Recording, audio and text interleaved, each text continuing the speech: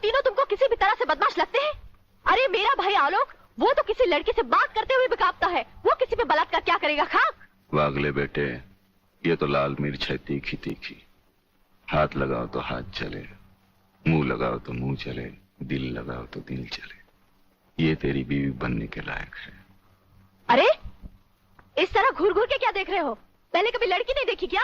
लड़कियां तो बहुत देखी, लेकिन तेरे जैसे तीखी पहली बार देखी। क्या तीखी? क्या नाम है तुम्हारा? शांति शांति शांति शांति शांति शांति। वाह, क्या कमाल का नाम रखा है चुन के माँ बाप ने, शांति, जो इस देवी के चेहरे और जुबान से शहद की तरह टपक रही है। हाँ? हंस क्या रहे हो दांत निकाल कर? मुझे अपने भाइयों से मिलना है।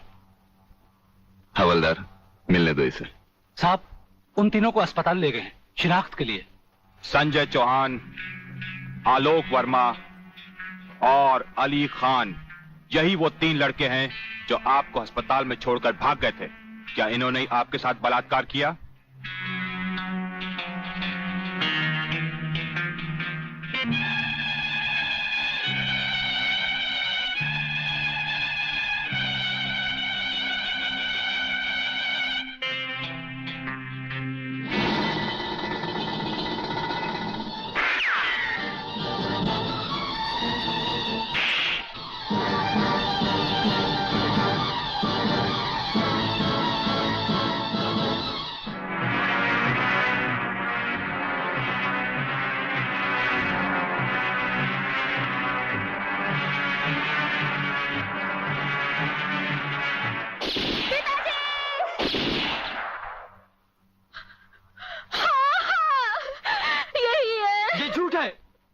ये सरासर झूठ है। हमने कोई बलात्कार नहीं किया। सच कह रहा है मेरा बेटा। इंस्पेक्टर साहब, ये झूठी है, झूठी है ये। तुम लड़की नहीं, लड़की के नाम पर एक कलंक हो।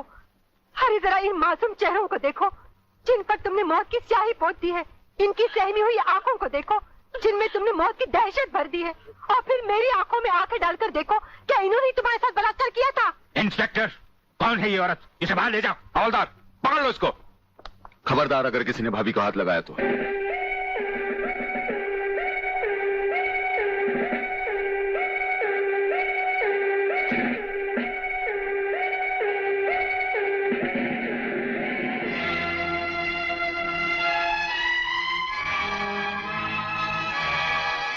इंस्पेक्टर फादले, आप जानबूझकर अनजान बन रहे हैं। आप अच्छी तरह जानते हैं कि ये डीआईजी रुद्र प्रताप चौहान की पत्नी है। याद है डीआईजी रुद्र प्रताप चौहान, जिनके अंतिम संस्कार पर आपने लंबा चौड़ा भाषण झाड़ दिया था, जो आज भी हम पुलिस डिपार्टमेंट के लिए आदर्श है, उनकी पत्नी है। तो ये भी किसी मामूली आदमी की बेटी नहीं है, ये इस राज्य के मंत्री जीवन लाल टंडेल की बेटी है। और जानते हो इन तीनों ने इसके साथ क्या नर्च किया है? कुछ नहीं किया। ये किसी की साजिश है जिसमें इन तीनों को फंसाया जा रहा है। लेकिन मैं भी दूध का दूध और पानी का पानी करके रहूंगा।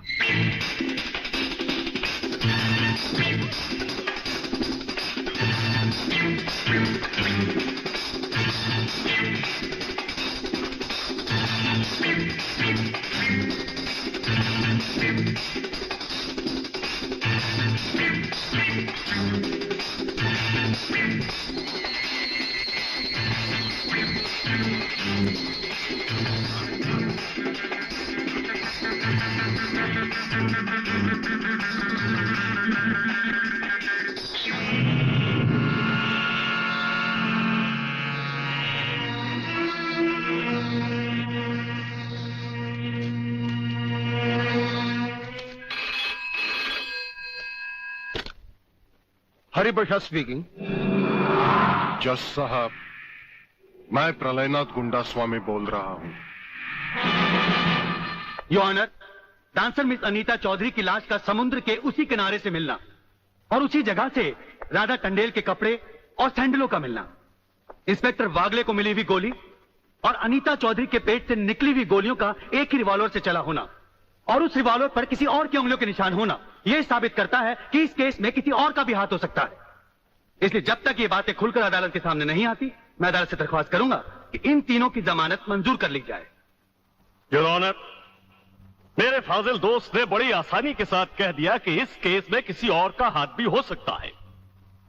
लेकिन ये बात कहते हुए मेरे फाजिल दोस्त भूल गए कि अनीता चौधरी की लाश के पास संजय चौहान का पर्स भी मिला है your honour. Miss Radha Tandel जिनके साथ बलात्कार हुआ, उन्होंने अस्पताल में पुलिस इंस्पेक्टर के सामने इन तीनों की शनाख्त की है योर ऑनर। इसके अलावा डॉक्टर गुप्ता की रिपोर्ट मौजूद है। इन तमाम बातों से जाहिर है योर ऑनर कि रेप और मर्डर इन्हीं तीनों ने एक साथ मिलकर किया है। लिहाजा मेरी कोर्ट से गुजारिश है कि इनकी जमानत किसी भी कीमत पर मंजूर नहीं की जाए। सरकारी वकील की दलीलों को मद्देनजर रखते हुए यह अदालत संजय चौहान, आलोक वर्मा और अली खान की जमानत नामंजूर करती है और इन्हें पुलिस की हिरासत में रखने का हुक्म देती है।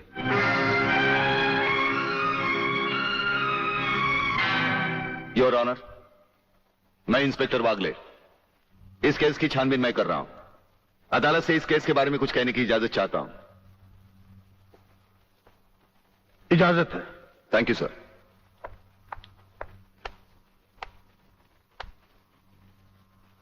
योर ऑनर, इंसाफ के इस मंदिर में आपको न्याय करते हुए कई साल हुए होंगे और इन सालों में आपके सामने रेप और मर्डर्स के अनगिनत केसेस भी आए होंगे। क्या उन अनगिनत केसों में आपके सामने कोई ऐसा केस आया है जहां कत्ल और बलात्कार करने वाले ने जिसके ऊपर बलात्कार किया है उसे खुद अस्पताल पहुंचाया हो? ये तो अभी तक सुना नहीं कभी। सही कह रहा है ये बात है, कुछ ना कुछ गड़बड़ जरूर है। बहुत बड़ी ऑर्डर, ऑर्डर। इंस्पेक्टर वागले, मुझसे सवाल करने की बजाय आप इस केस में रोशनी डालिए। वही कोशिश कर रहा हूं सर। अदालत सरकारी वकील की जिन दलीलों को मद्देनजर रखते हुए इन लड़कों की जमानत नामंजूर कर रही है, मैं उन्हीं दलीलों के बारे में कुछ कहने की इजाजत चाहूंगा। इजाजत है। सरकारी वकील का कहना यह है कि अनीता चौधरी की लाश के पास संजय चौहान का पर्स मिला। हो सकता है बेहोश राधा टंडेल को उठाते वक्त वो पर्स वहां गिर गया हो। अब इनका कहना यह है कि राधा टंडेल ने इन लड़कों के खिलाफ बयान दिया है। यह भी तो हो सकता है कि वो बयान उसे किसी के दबाव में आकर दिया हो। जिस डॉक्टर ने बलात्कार की रिपोर्ट बनाई वो भी खरीदा गया हो। आपकी इन दलीलों से अदालत अपना फैसला नहीं बदल सकती। यह फैसला आप जबरदस्ती इन पर लाद रहे हो। इंस्पेक्टर वागले, अगर मैं चाहूं तो अदालत की तौहीन के जुर्म में मैं तुम्हें अभी टर्मिनेट कर सकता हूं। कोई परवाह नहीं है मुझे इस बात की। मेरा तो विश्वास उठ गया है इस कानून से। कौन सा कानून, कैसा कानून? यह कानून तो चंद मुजरिमों की रखेल बन बैठा है। इसलिए लोग अदालत का दरवाजा खटखटाने के बजाय गुंडों की चौखट चूमते हैं। Take him out of the court. अगर जिंदगी में किसी से रिश्वत ना ली हो तो ही मुझे हाथ लगाना।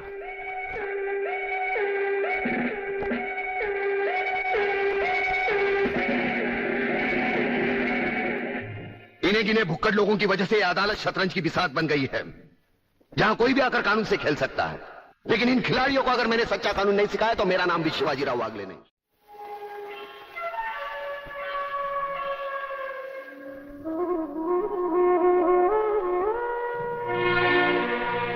नहीं यार, इस तरह तो हिम्मत हार के हम बिना फांसी के ही मर जाएंगे।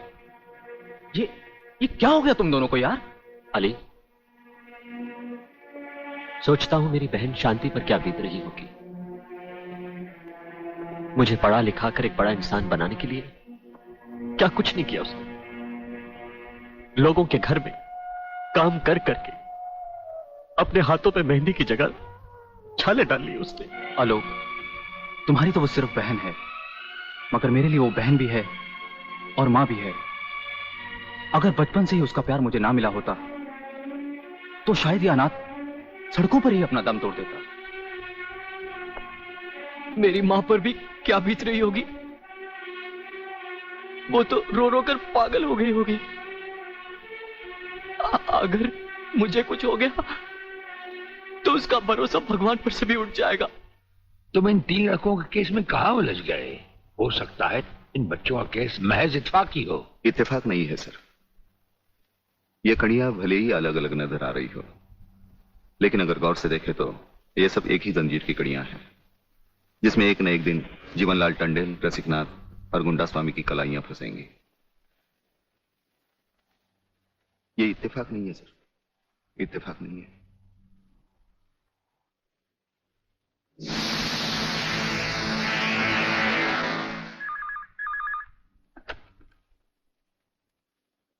हेलो सर, मैं तुम्हारी आवाज अच्छी तरह पहचानता हूं जेलर। तुम वहां से कुछ नहीं बोलोगे, सिर्फ सुनो। क्योंकि जब से तुम्हारी जेल में सूर्यदेव सिंह आया है, तुम्हारी दीवारों के भी कान हो गए हैं। मुझे वागले और उसकी मीटिंग का पता चल चुका है। वो 3 लौंडों के केस की सीढ़ी बनाकर मुझ तक पहुंचे। उसके पहले उसकी सीढ़ी के हर डंडे को काट कर फेंक दूंगा मैं। सुनो जी। मुन्ना और उसके खतरनाक खूनी साथियों को आज रात को पुलिस की वर्दी में जेल से बाहर निकाल दो और उनको समझा दो पुलिस स्टेशन जाकर उन तीनों लड़कों का बिल आत्महत्या के नाम पर फाड़ दें।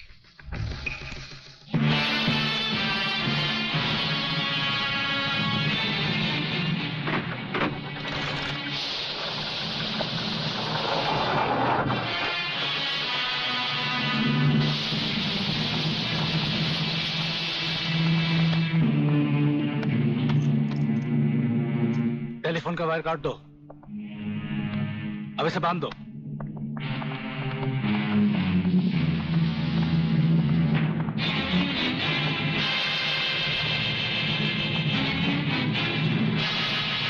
डरो मत, तुम्हारी जमानत हो चुकी है।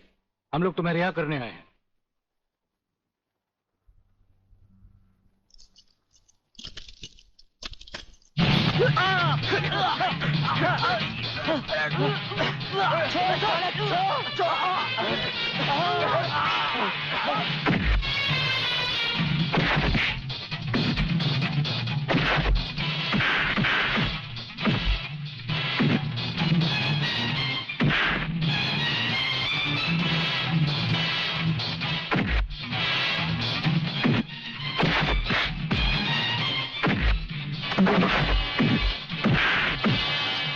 छोड़ना मत संजू।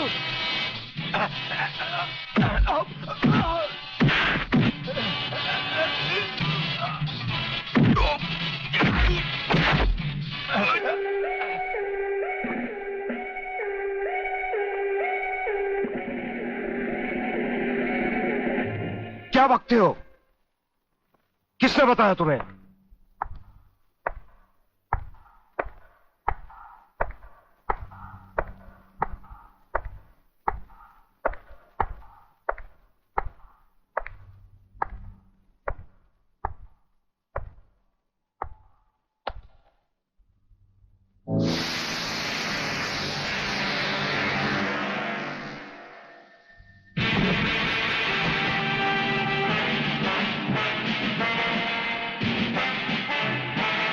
कुछ ही देर पहले तुम जेल की कोठरी में बंद थे, फिर वहां से निकले कैसे?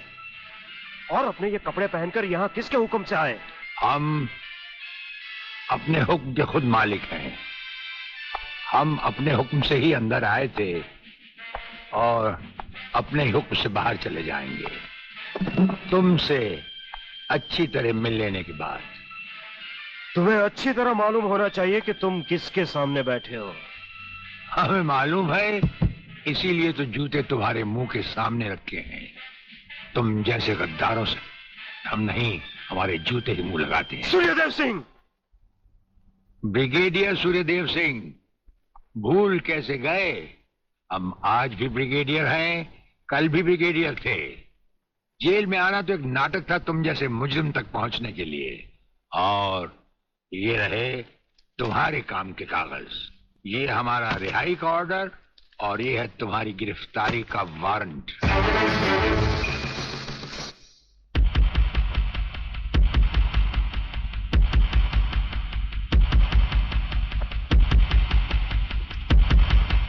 याद करो वो दिन जब तुमने ये वर्दी पहनने से पहले एक कसम खाई थी। याद करो। हम कसम खाते हैं कि हम पूरी ईमानदारी और वफादारी से देश और कानून की रक्षा करेंगे।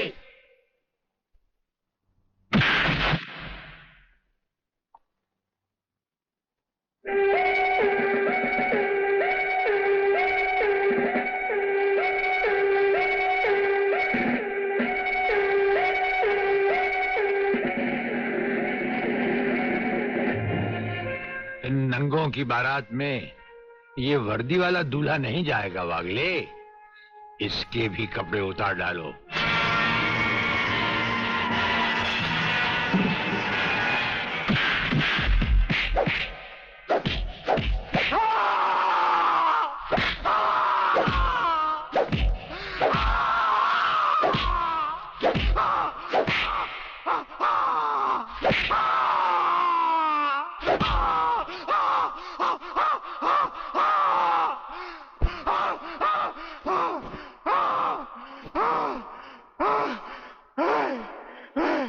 सच कह रहा हूं, मैं बेकसूर हूं। प्रलयनाथ के बारे में मैं कुछ नहीं जानता। बेहोश होने से पहले 3 बार, होश में आने के बाद 3 बार तेरा इसी तरह इलाज करता रहूंगा।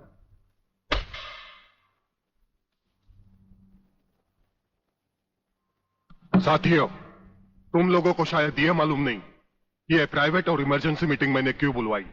इसलिए कि सूर्यदेव सिंह जेल से छूट चुका है और अब वो खतरा बनकर हम सबके सर पर मंडरा रहा है। मगर 1 साल से पहले वो छूट कैसे गया? उसका जेल जाना एक नाटक था कादर। उसने जेलर और हमारे 4 खूंखार कातिलों को गिरफ्तार करके किसी ऐसी जगह छुपा दिया है कि जिसके बारे में पुलिस डिपार्टमेंट को तो क्या, मुझे भी मालूम नहीं। जीवनलाल, मेरे 4-5 आदमियों को गिरफ्तार करके अगर वो मुझ तक पहुंचने का ख्वाब देख रहा है तो उसका ये ख्वाब मैं कभी भी पूरा नहीं होने दूंगा। अब सूर्यदेव सिंह नाम का बिल फाड़ना ही पड़ेगा। मगर कुछ नहीं चलेगा जीवनलाल। अब 15 अगस्त को ज्यादा दिन नहीं है। जानते हो, सूर्यदेव सिंह हमारे लिए बहुत बड़ा चैलेंज है और बड़े से बड़े चैलेंज के साथ टकराने का प्रलयनाथ को शौक है। तुम तुम्हारी मिनिस्ट्री संभालो, सूर्यदेव सिंह को आज से मैं संभालूंगा।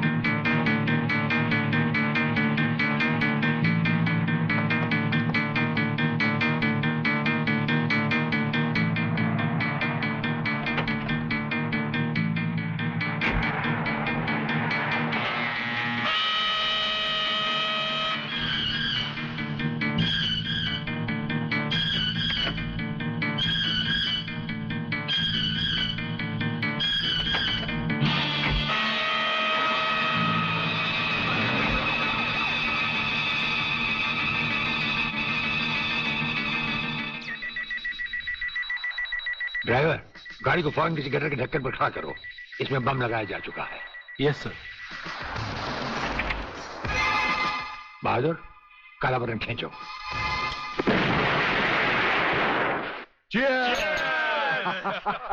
पियो, आज जी भर कर पी लो।